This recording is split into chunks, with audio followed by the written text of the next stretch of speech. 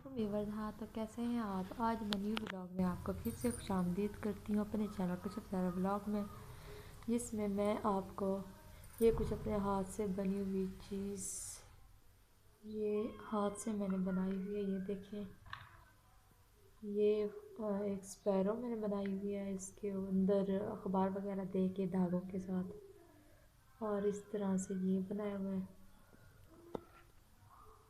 और ये फ्लावर है।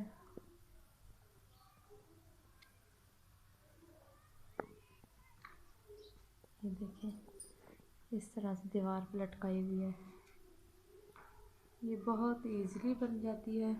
और नेक्स्ट ये फ्लावर 20 रुपीज़ के आते हैं, और ये वाले फूल बस धागे में इनको डाल के, तो ये इस तरह से वाच के नीचे आप लगा सकते हैं। माशाल्लाह बहुत अच्छी सी ये बन जाती है।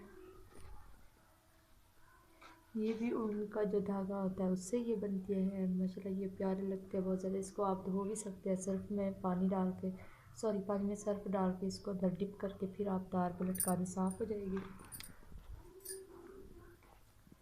और नेक्स्ट ये बना के लगाए हुए हैं।